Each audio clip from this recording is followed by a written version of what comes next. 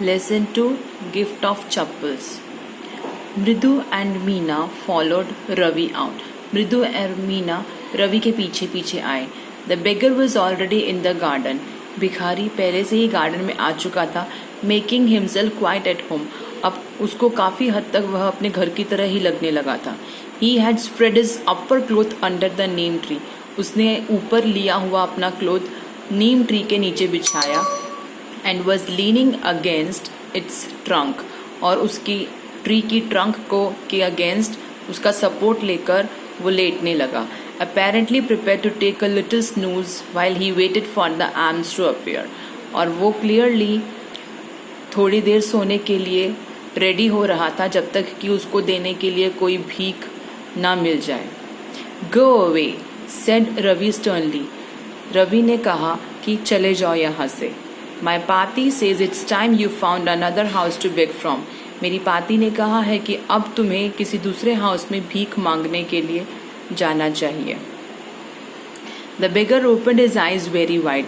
भिखारी ने अपनी आंखें एकदम खोल ली. And gazed at each of the children one by one. और हर एक बच्चे को एक एक करके देखने लगा. The ladies of this house, he said at last in a voice choked with feeling, are very kind souls.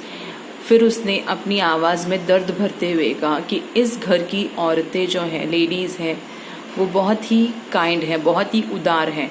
I have kept my body and soul together on their generosity for a whole week.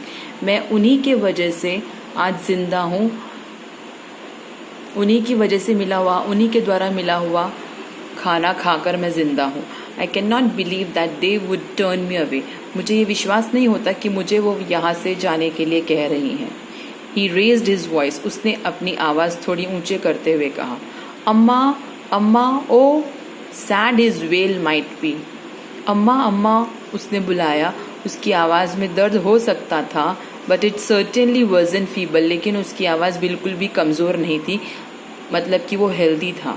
It began in a deep strong rumble somewhere in his withered belly.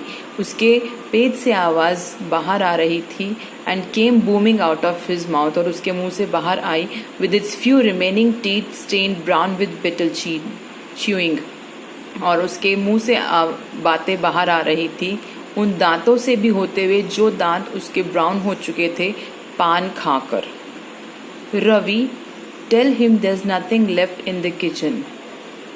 Call Rukumani. Rukumani ने बोला आवाज़ देकर, रवि उसे बता दो कि kitchen में अब कुछ नहीं बचा है उसके लिए.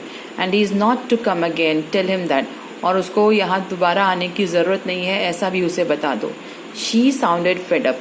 वो काफ़ी परेशान होकर कह रही थी. Ravi didn't have to repeat it all to the beggar. Ravi को ये सब चीज़ें बेगर को भिखारी को दोबारा से नहीं बतानी पड़ी. What his mother said had been easy for them all to hear. जो भी उसकी मदर ने बोला वो सभी को आसानी से सुनाई दे रहा था. There under the neem tree, जो नीम ट्री के नीचे वो सब खड़े हुए थे, उन सबको आसानी से सुनाई दे रहा था. तो भिखारी को भी सुनाई दे रहा था. The beggar sat up and sighed. बेगर भिखारी उठा और उसने लंबी सांस भरी. I'll go, he said wearily. उसने थकी हुई आवाज़ में कहा कि ठीक है, मैं चला जाऊंगा. Only let me have a rest here under this tree. सिर्फ मुझे इस ट्री के नीचे थोड़ी देर आराम करने दिया जाए. The sun is so hot, the tar has melted on the road. अभी धूप बहुत तेज है. The tar मतलब जो सड़क जिससे बनी होती है वो मटेरियल, वो पिघल रहा है, इतनी तेज धूप है.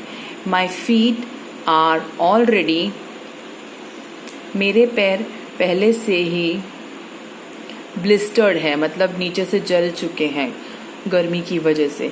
ही stretched out his feet to show large pink peeling blisters on the soles of his bare feet. उसने अपने पैरों को फैलाकर दिखाया, नीचे के सोल दिखाए जहाँ पर पहले से ही बहुत सारे लाल लाल निशान हो रहे थे जलने के. I suppose he doesn't have the money to buy chappals. मृदु whispered to Meena and Ravi. मृदु ने मीना और रवि को कहा कि मुझे लगता है कि इस बेचारे के पास पैसे नहीं है चप्पल खरीदने के.